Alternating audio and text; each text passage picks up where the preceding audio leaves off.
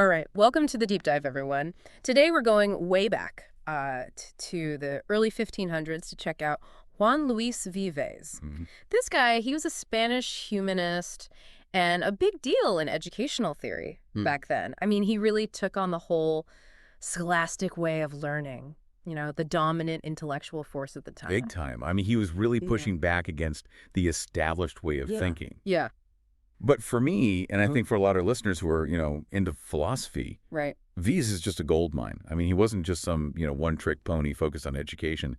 This guy, he was all over the place. Philosophy, psychology, politics, social reform, even religion. Like, talk about a Renaissance man, And right? and that's what I love about this era. It's like they just didn't see these boundaries between different areas of knowledge like Okay. we do today. Yeah. So we're not just digging up some dusty old figure here.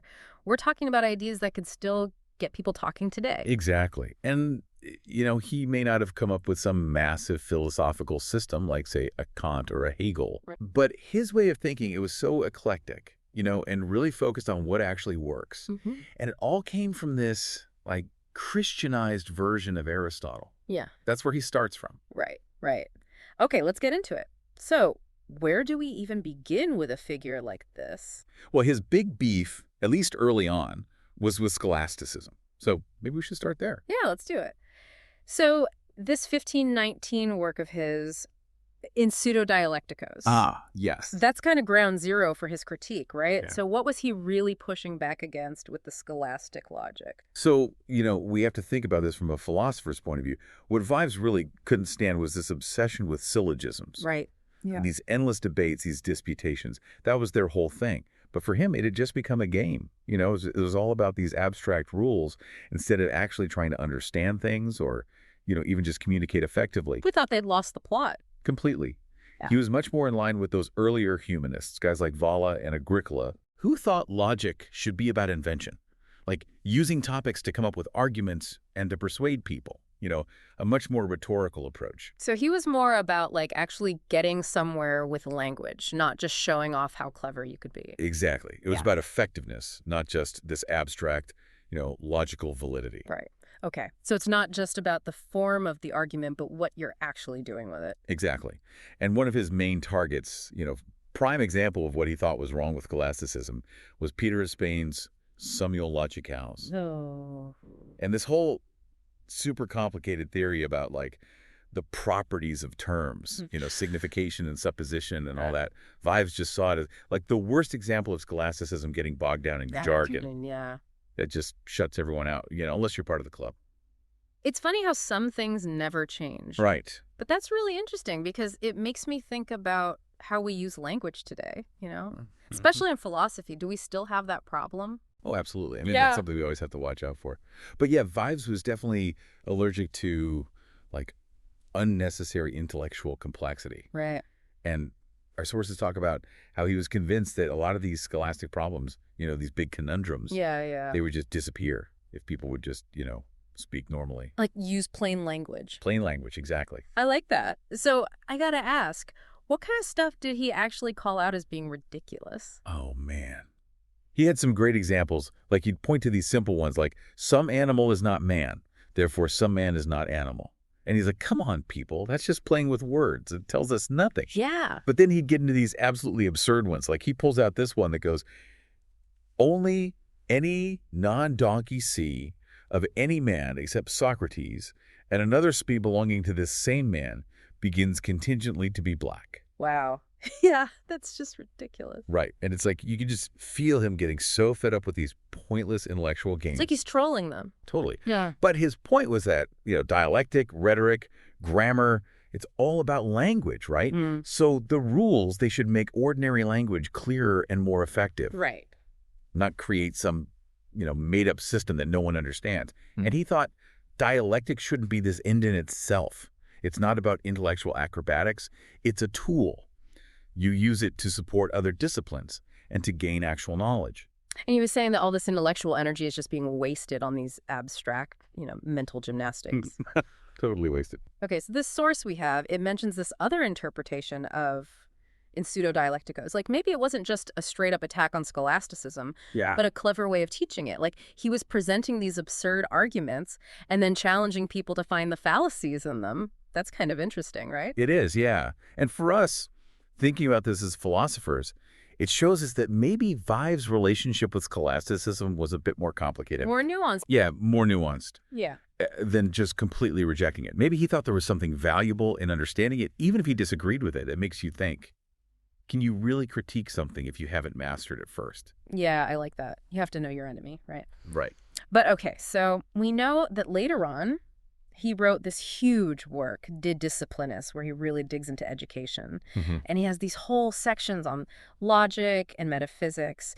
So how does his critique of scholasticism evolve in that work? So in De Disciplinis, you see his ideas getting more sophisticated and fully developed. Yeah. He really emphasizes how important sermo communis is. Yeah. That's, everyday language. He thought philosophy had no business making up its own special language. Right. And then studying all these made-up topics that have nothing to do with real life. So he's really drawing a line between the scholastic language, which is all formal and technical, and the way people actually talk. Yeah, exactly. And he thought that everyday language, even if it's not as, precise or whatever the scholastics wanted, it's actually better at helping us understand the world. And it's definitely better for, just communicating with each other. Yeah. Like, it's about getting stuff done, not just showing off. So he saw it as more practical, more grounded in actual experience. Absolutely. And he has this one quote that I just love. He talks about how these dialecticians are enraged against nature, Oh, wow. about which they know nothing, he says.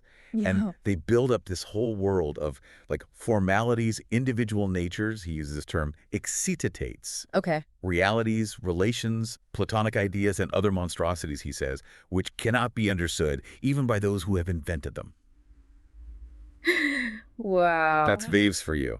He does not hold back. He does not hold back. And that's pretty powerful, especially coming from a guy who was so immersed in the intellectual world of his time. Right. I mean, he's basically saying that they've created all these fancy terms and concepts, but they've lost touch with reality. And to a philosopher, that's a serious charge.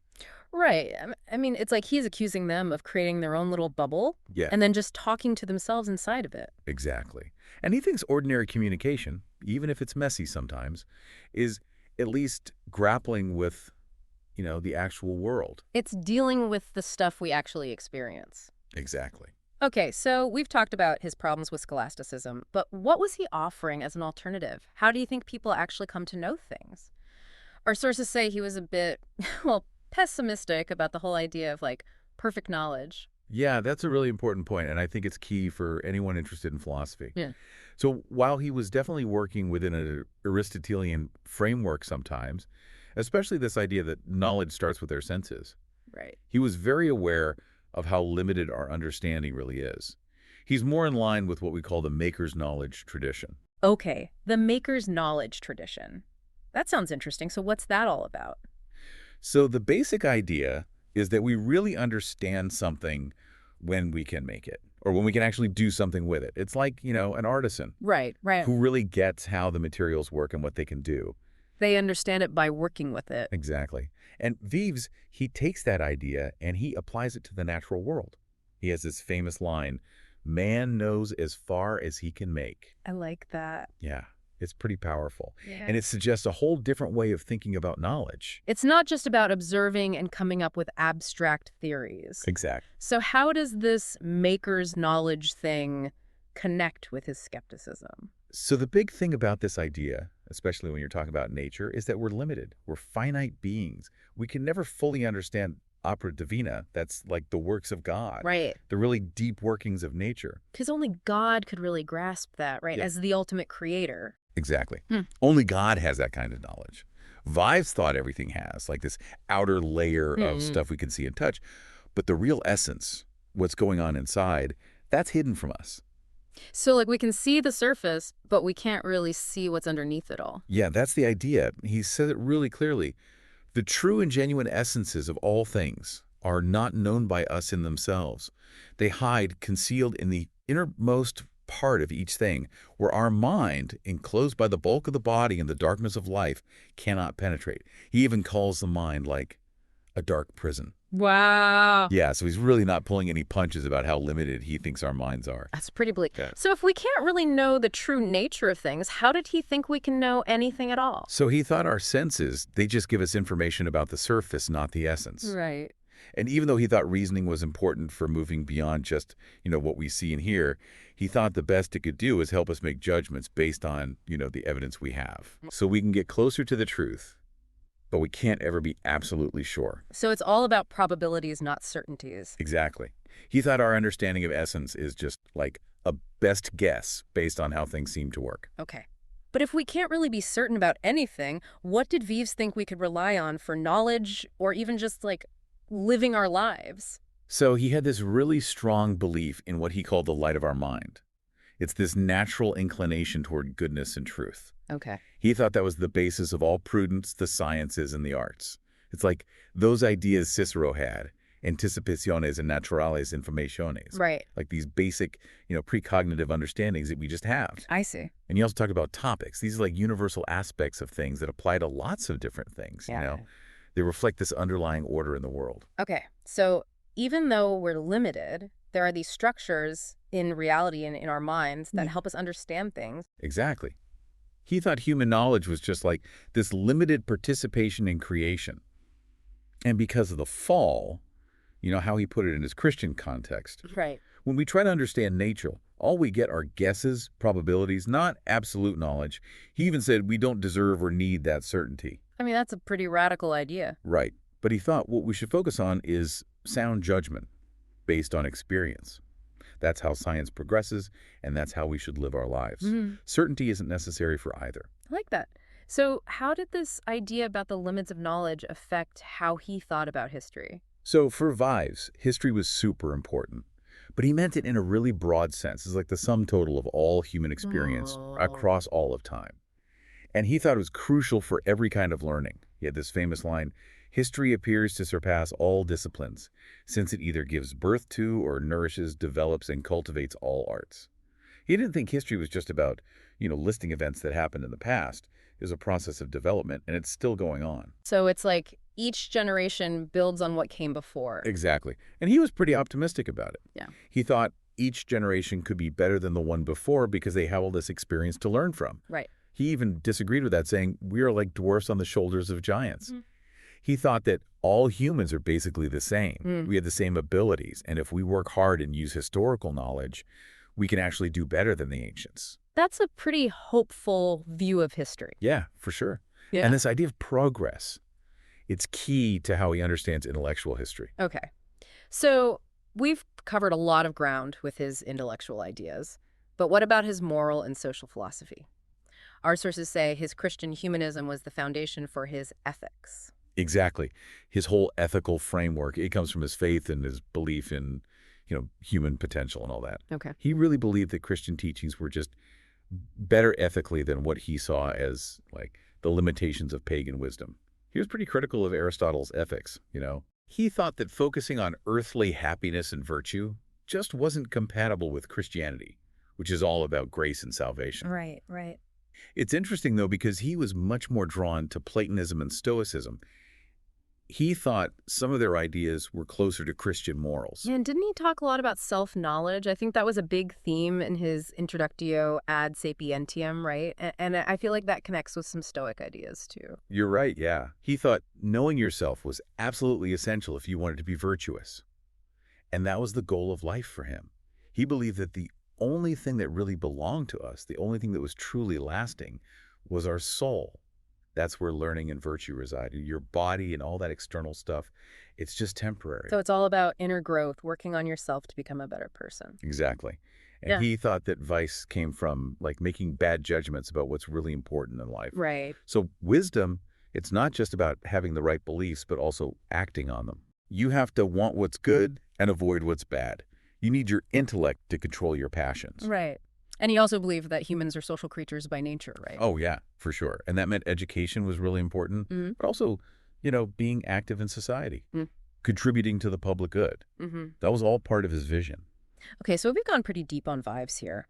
To wrap things up for our listeners who are into philosophy, What do you think are the biggest takeaways? What's still relevant from Vives' thought today? Okay, so a few things really jump out at me. First, his critique of these rigid, abstract systems like scholasticism.